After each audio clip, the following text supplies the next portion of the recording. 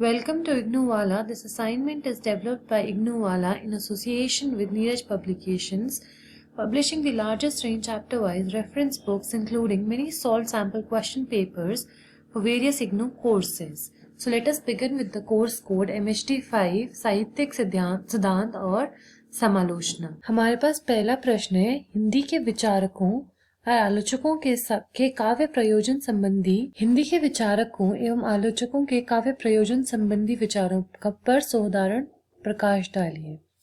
हिंदी साहित्य के आदिकाल मतलब 1550 से 1375 संवत को वीर गाथा काल, चारण काल भी कहा जाता है, क्योंकि इस टाइम पे क्या होता, कवि चारण और भाट थे, राज्याश्रित कवि थे। उनकी काव्य रचना का प्रयोजन अपने आश्रयदाता राजाओं और सामंतों को प्रसन्न करने के लिए होता था।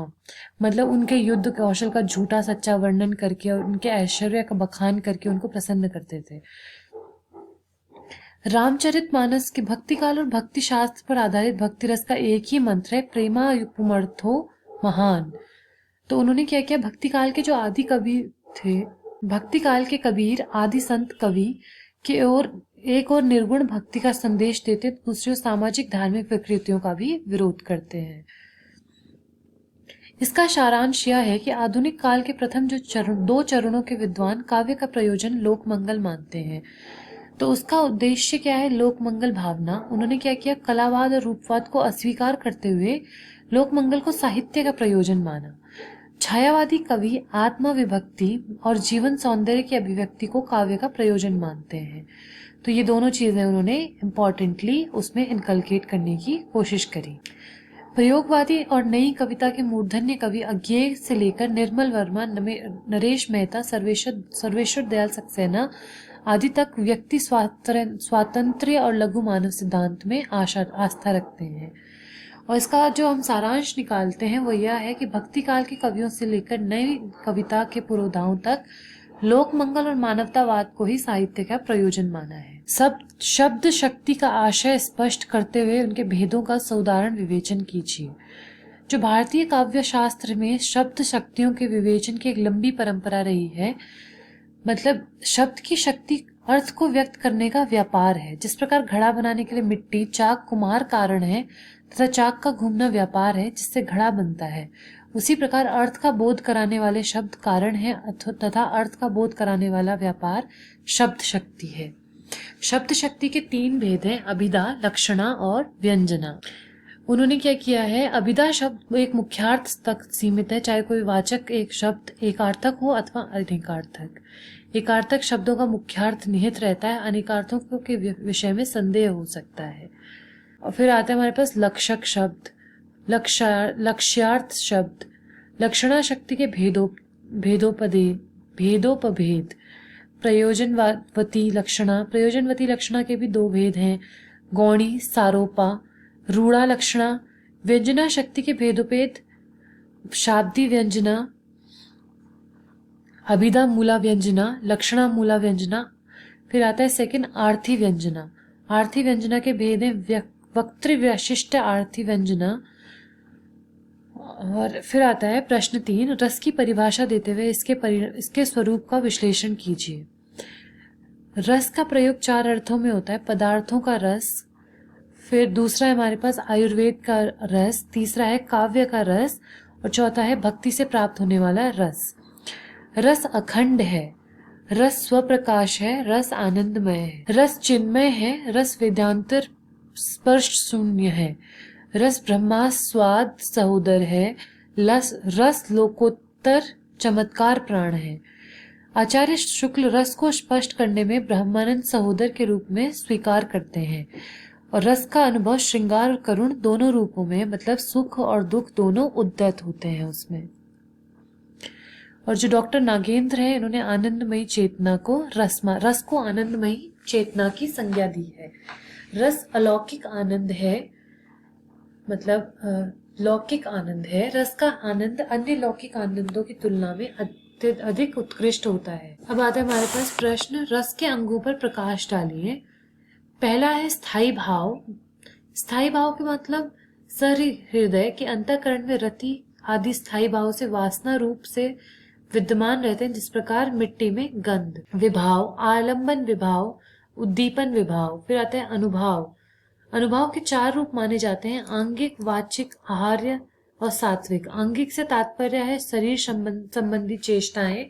वाग व्यापार से को वाचिक अनुभव कहते हैं। सत्व के योग से उत्पन्न कायिक चेष्टाएं सात्विक अनुभव कहलाती हैं। और संचारी भाव, संचारी भाव स्वाविभाव के कारण सहकारी कारण है, उन्हें रसावस्था तक ले चलते हैं।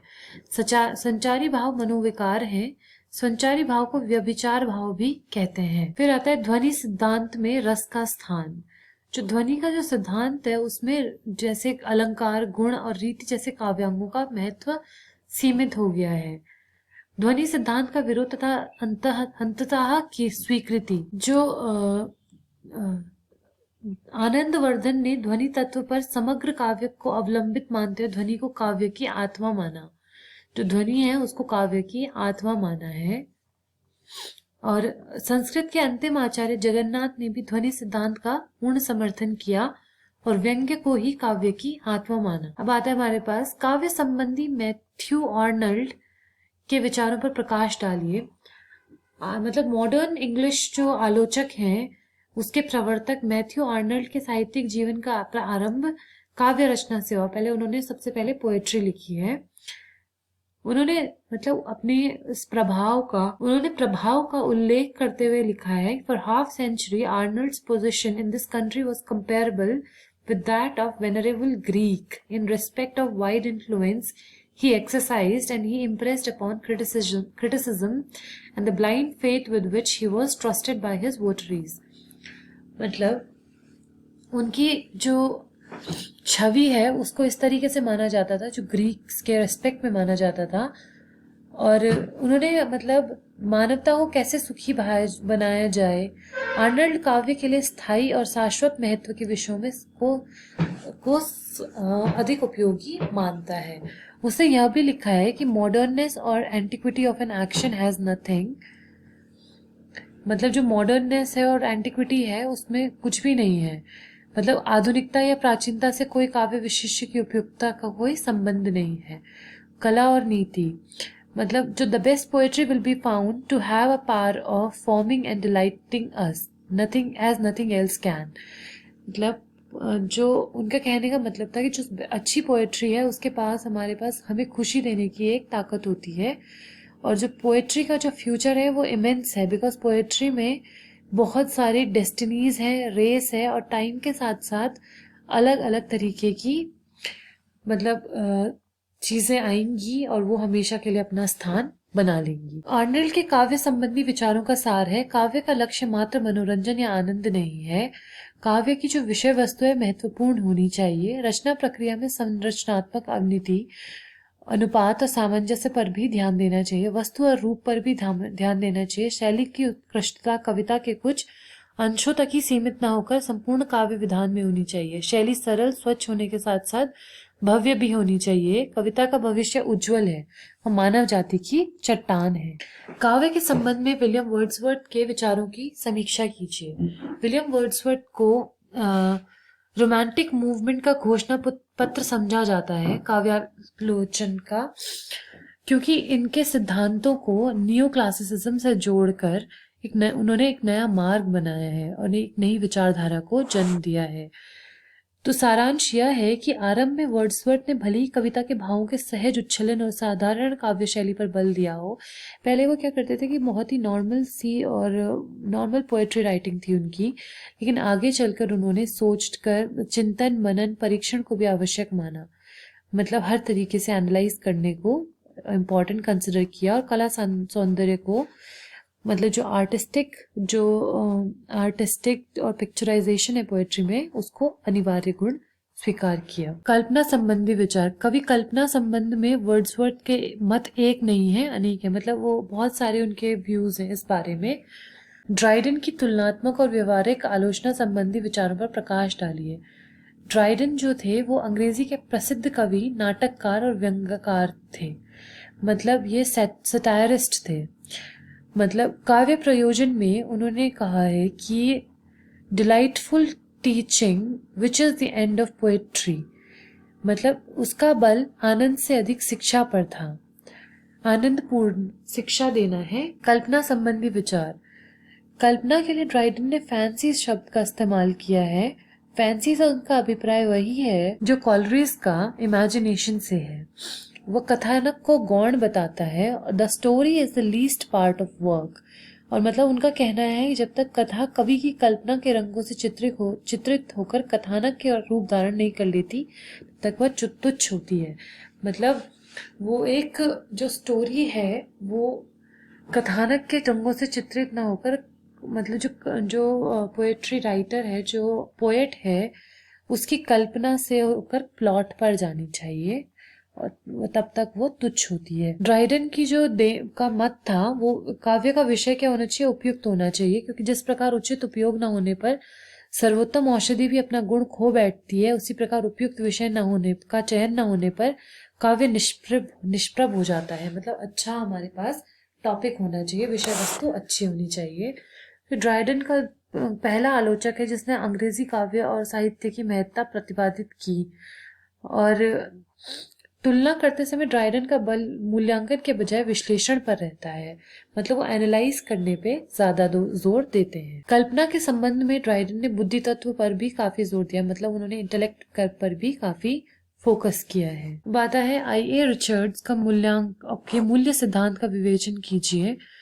जो आधुनिक युग के मौलिक विचारकों में आई.ए. रिचर्ड्स का महत्वपूर्ण स्थान है।